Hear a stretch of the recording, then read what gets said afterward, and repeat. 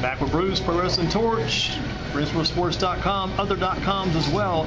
Bruce, what about the, I guess the health report? What about Hollywood John Tatum? Heard he's in bad shape this week. Had a heart attack. Yeah, maybe had a couple of heart attacks. And John Tatum was the boyfriend who brought Missy Hyatt into wrestling, and it was kind of a Michael Hayes type figure as far as like how he looked and how he talked from that 80s long-haired Southern boy thing, and had been okay. I mean, I never heard of him with any health problems, and had a career that lasted a few years, but wasn't someone who broke himself down that way. But yeah, you hope he's doing better. I mean, he's recovering, and lots of well wishes for him. There's a lot of people that have have a real good memory of him, and he was big in world-class championship wrestling. Oh, yeah. He really cut his teeth big time there. That was where he probably at the biggest. And Missy Hyatt was nice enough to say that was her mentor. Yeah, because she talked about that on Twitter. Yeah. So and plus, he jumped from there. I think he went to the UWF for a while too. A lot of battles of hot stuff. That was one of the more interesting things. Him and Eddie Gilbert. On the television Missy was with Eddie, and next they were all together. Yeah, that they did a storyline where the evil Eddie Gilbert stole Missy Hyatt from Hollywood John Tatum. And the thing about the storyline on television was, and they had the two wrestlers feud in the ring, performance wrestling. And the thing about it was that Bill Watts booked it because it was actually what happened in real life. Well, let's go back. Before you go too much further, we'll talk about this some more. Man, what about this? What foreshadowing for Chris Benoit and also Kevin Sullivan, just like Nancy Sullivan, Chris Benoit, and Kevin Sullivan. It sounds a lot like that same that showed up later. Same type thing. And even now, you got Seth Rollins and the Man and Becky Lynch, who have a romantic relationship, and they're working together. It's not always the best thing to do to keep your marriage together, keep your relationship together. And of course, the most famous one, Miss Elizabeth and Randy Savage. Yeah. But you hope that it's a little different time, and that they've learned some things of not to push that, because I mean they're performers, but a lot of times they live by those names. That's the name that they go by, and if in reality you're dating that person or you're married to that person and you got to appear on television with them, and they put you in storylines where there's trouble, it doesn't bode well for the relationship usually. It's a hard way to live your life. Don't you think maybe with WWE as an idea, if they could get Tessa Blanchard to come there eventually, sign a nice big hefty contract? You got her, you got the man Becky Lynch, you got Charlotte Flair.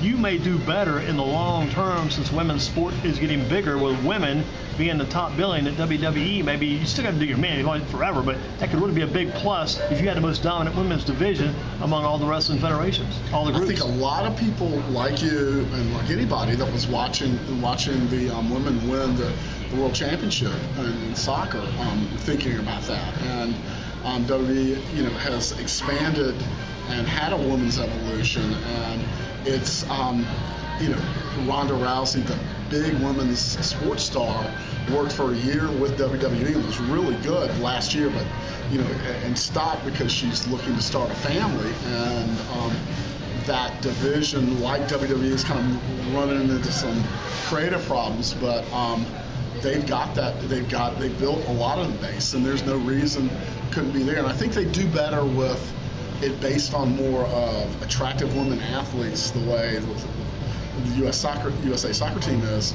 as opposed to the diva pillow fight type of death. Right. And they've definitely made their progress, and there's a lot more. It's just a lot more accepted, and a lot more positive. Still attractive, very athletic these days. Yeah, it's not. It's not like Sonny and Missy Hyatt back in that day. Whereas the attractiveness was the first thing. It's more. In wrestling, almost, and even Miss Elizabeth very attractive. If they got hit, you're afraid they're going to get killed in one hit. Right, and and it's part of it's part of the men's thing too, particularly since it's a worked sport. That they want people with charisma, with it factor, and some of and particularly some of the men and many of the women to be sexually attractive, and then to have some that are have a different look that stand out. Awesome Kong is not a bad deviation to go that other way. That's a nice. I'm a fan. Awesome Kong. It was good to see her get a ODB. And she's doing really well and Glow on the television show. And ODB, saw her about a year ago. She has her own some kind of food truck, right? Yeah, she has a food truck. Yeah. So she's working hard. She was at a StarCast 1, I believe. Yeah. I was there for that. So yeah, she was. That was about a year ago, and then she. But I'm definitely a fan of Awesome Kong. It's cool to see she had her opportunities and did all right, but now she's got her chance to really make a good living as an actress, and she's hilarious to sit there and listen to. So back on the StarCast theme, they've had 1 and 2. Now they got number 3 coming up next.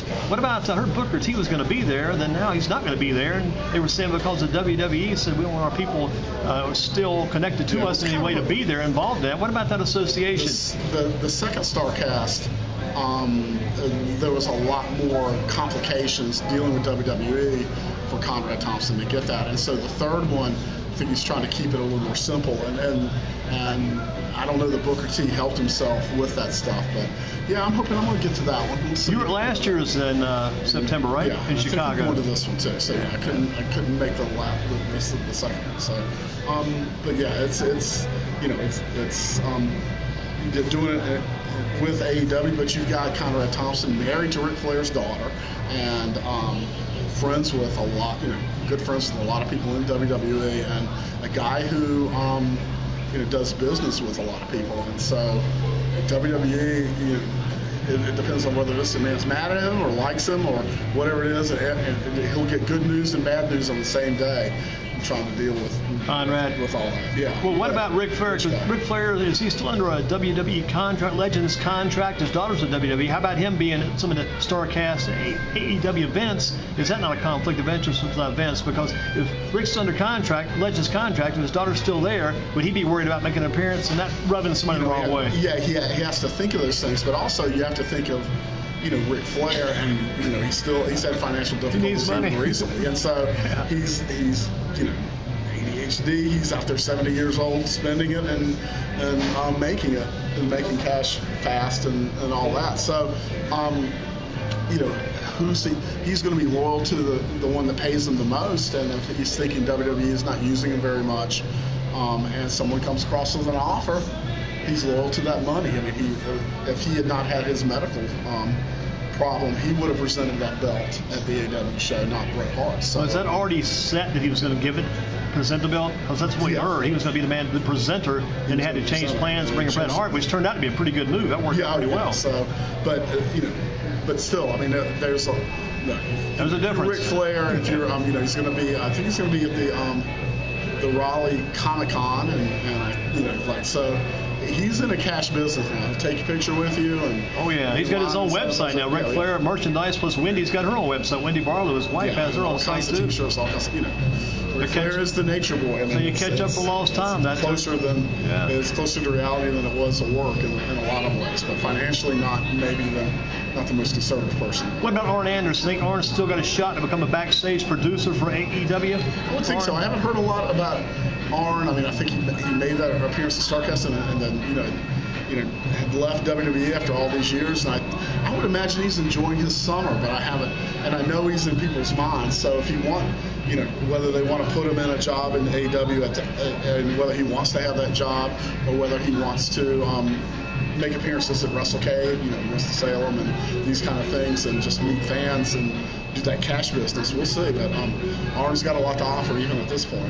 That is a quick spin. Spin. You go to WrestleCade. What about the guys at AEW? Will they be able to go to WrestleCade now? Because a lot of those guys did it in the past. And what about other guys at the federations currently under contract in different groups? Will they now be, or will it just be all independent guys doing WrestleCade plus retired guys at WrestleCade? Depends on your deal with WWE and depends on your deal with these companies. But I would imagine if on that Thanksgiving weekend, if you're not booked for a wrestling show, there's most of those guys, there's no reason that if they've got a deal to go with a sponsor to the WrestleCade. So the Hardy Boys could be there then. Yeah, they could be. They've been at most before, I think. And they were kind of the Tracy Myers and starting that they used Matt Hardy as kind of the linchpin of the whole thing. Here's a real quick. This is kind of down the old line of storylines and behind the scenes creative. You got this guy Bray Wyatt. You got Matt Hardy. Bray Wyatt all kinds of room to come up with creative ideas and do crazy character stuff, and it's almost like he's going out in the world with his stuff, but they wouldn't let Matt Hardy do his stuff. What's the difference there? Well, I think Matt Hardy hit a barricade, hit a stop sign, hit a brick wall, and they won't let him do any of his stuff. But Bray Wyatt would turn him loose, let him become the Mr. Crazy Man. Yeah, I mean, I think that that when the Hardys came and did what they'd done in TNA, they weren't allowed to go as far with it, and it was also repeat. And then they tried to do something with Bray Wyatt for years and years, and they came up with this idea, this children's show, Pee Wee Herman type thing. To get him to go crazy for, and then they made these creative changes, and he hasn't been on television the last couple of weeks. That doesn't mean that, with a little TV show, with a little kiddie TV show, but it was always expected that he would lose his mind and show up in the ring at some point as a bad guy character. The grandson of Elijah Mulligan and his uncle Barry Windham and father Mike Rotunda. So we'll see. There's still that commitment to him. I don't know where he's going to shake out as far as all his talent shakes out, but he'll be around. He'll be a major part of Raw SmackDown. Just a quick breakdown. How much of this you know about? I'm not sure how close you thought. Remember back in Ring of Honor in about the past month, you had that Allure Group wrestling one night. There was a fan that began to heckle them. Yes. And Bubba Ray Dudley got just completely discombobulated, going crazy about it. He challenged the fan, spoke to the fan. Then a couple weeks later on Ring of Honor TV, here goes Bubba Ray Dudley. There was a kid in the crowd yelling something. He went out and jumped toward the kid. I wonder if they took that same thing that happened to him previously, where it was a real situation with a fan, and tried to make that into like a kind of a work situation with that kid that night. I think maybe Ring of Honor saw that thing that happened earlier and tried to turn it into something. Because he went crazy with that kid. I've always thought this, Andy, that you were an astute observer of what occurs right in front of you. Yeah, I think you were onto something. And my understanding is still that fan is still negotiating back and forth on some sort of settlement. Settlement sounds good. With Ring of Honor and Sinclair Broadcasting, and Kevin Owens gave him $2,000 worth of comp tickets to WWE to go to a WWE show. So,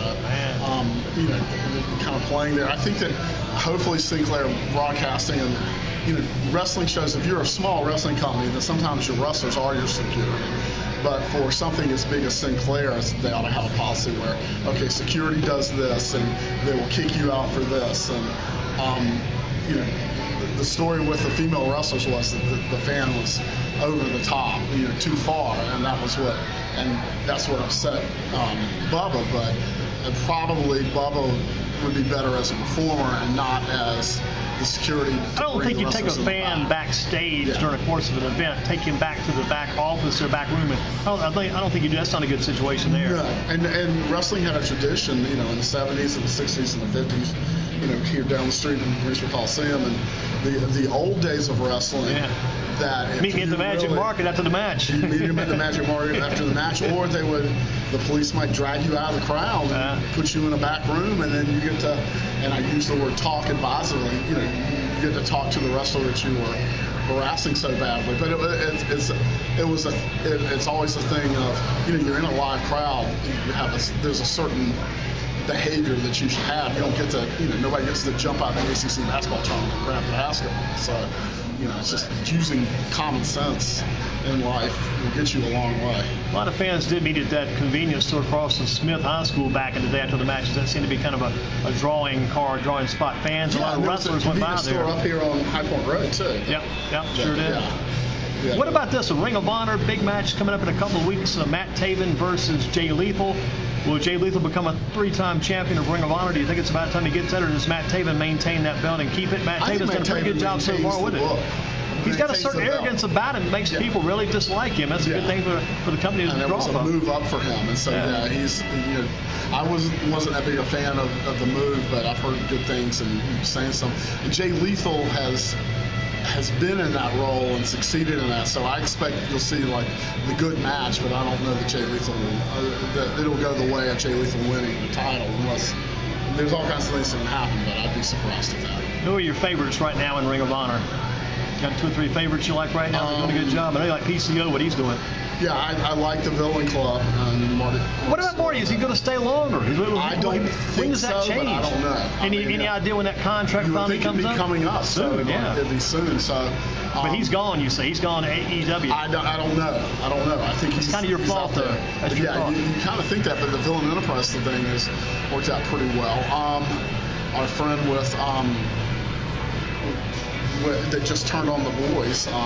Oh yeah, Dalton Castle. Where Dalton Castle is, and where are the boys these days? That's a good question. Yeah, and that's a good question, and just they're doing, how they're using the Briscoes and using them against NWA, working in concert with that promotion. And we'll see. I think that Ring of Honor really does have to, They said Eli Drake signed with NWA, but is he actually with Ring of Honor? How does that go?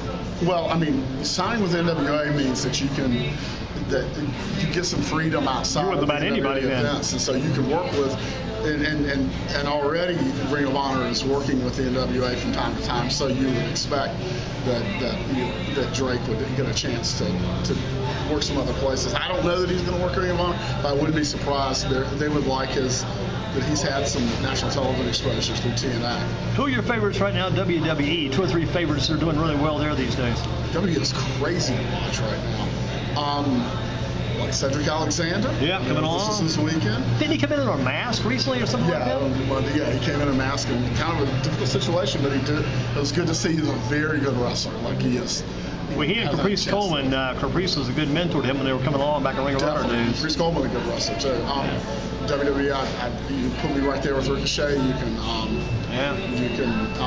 I very much like Becky Lynch and the fact of that star power. Sure. And trying to keep that going. It's frustrating to watch WWE right now because even when they're good, it's like listen to the commentators. How they speak to each other is so weird. It's just there's a lot of you expect the fans to carry books. I mean, it's kind of a tough thing. The Revival, of course. I like the guys from around here. I'm a fan of that. Trevor Lee, and the Hardy Boys. And do that. I see Seth Rollins as a good #1 guy, and so and Drew McIntyre. I want to see him do better. I'm a little better on Shane McMahon. I think he's done a good job playing the cowardly rich guy. So AEW, your top 3 or 4 will be the top 4 in this big tag team match this Saturday. Then that would be you could definitely take them and Cody and Dustin versus Jackson and John Moxley and just Moxley, but he's not on Saturday's card, is he? This coming Saturday. I don't think he is. He needs to be on every card because to me he's kind of like a Stone Cold Steve Austin type character. He's a tweener that's really tearing it up. Yeah, and he had that really cool match with Joey Janela, and so I mean you just kind of see him as they expand what they're doing. How about the Moxley T-shirts and all kinds of paraphernalia are selling well? It should be anyway, you'd think. Yeah, it's funny. It's more the non-WWE T-shirts that sell now. That you see more wrestling fans wearing than you see of the national television wrestlers. So Impact, real quick, any favorites up there for you? Tessa Blanchard has to be your favorite, without a doubt. She's MOW, most outstanding wrestler, most outstanding woman going today. Yeah, she's a piece of work. She's something else. She's a diamond, right? She's a diamond, yeah. She's a great wrestler. Could be making big money soon, too. We need to get her dad back in here. Yeah, And I know that Tully and Magnum were enjoying watching her grow. She's even got a move she calls the Magnum, I believe. I heard about it. Yeah. And I had the opportunity to see them kind of support her, come to see her perform and support all that. So, you know what it's like? You get a little older, you get to see these generations come through. Right? Absolutely. Not everything's great about being old, but that's not a bad thing. And real quick before we close, let's get back down to the CWF, down to Gibsonville. Your top 2 there, top 3 there these days. Again, I go with Eric Royal, Justice, and who else? Let's see what I'm looking at. Cameron Carter, and who else is really right there? Yeah, there's good and Aaron James. I mean, good stuff. There's a lot, and it's a show And they've got to have a promoter, got to have a man in charge of the company. Who's making all this click down? Who's coming up with all these I ideas? should say, it's Commissioner Cross and runs the thing, and Mr. Winkle and his son Andrew Everett, has made a return. Andrew Everett. Yes. Big name back in the day. Yeah. Yeah. So he's made a return to the promotion. He was at the last show. Kind of surprised. He was there with Trevor Lee at TNA for a while in Impact, yes. right? They were together as a tag team. Part of the Hurricane Helms. I think I saw Andrew Everett wrestle one Saturday at the Pleasant Garden Recreation Center many years ago. Wouldn't be surprised. But still very young and probably more of a good-looking, good guy type of very athletic, good wrestler, really good wrestler. So it's and a guy that'll be somewhere, has done his time in TNA and traveled around the world and based in Alamance County, but he'll be somewhere with the way that there's a thirst for talent. That same night in Pleasant Garden, I think it was the Bravado Brothers were there. Remember those guys, Ring of Honor years ago? Yeah. Out of Madison, NC, the Bravado Brothers? Yes. I think I saw the Bravado Brothers Sunday. Yeah. Well, Bruce, good job this week. I think we covered it well. And again, it just all spun into one nice big wrap. It was a good job as always. It's Sunday, summertime wrestling is fun stuff. It's good because a lot of the sports are taking a break right now. The NBA's done, NFL's not come back yet. Baseball is just kind of hanging. You got 162 games, so you can't keep up with all those. The World Cup soccer's finished, and right now it's all about AEW Saturday, and about the WWE, and about CWF, and about Impact, and about Ring of Honor every Saturday on local TV 48, and you watch it 48, 11, and 45 at midnight now, back-to-back, same show. You got it down, man. Check them out. Always did. Plus World of Sport every Wednesday, 10 p.m. on Professional Stadium wrestling, TV. going through them changes like Buddy Miles. Yeah. Yes. Thank you, Bruce. Yes, sir. See you soon.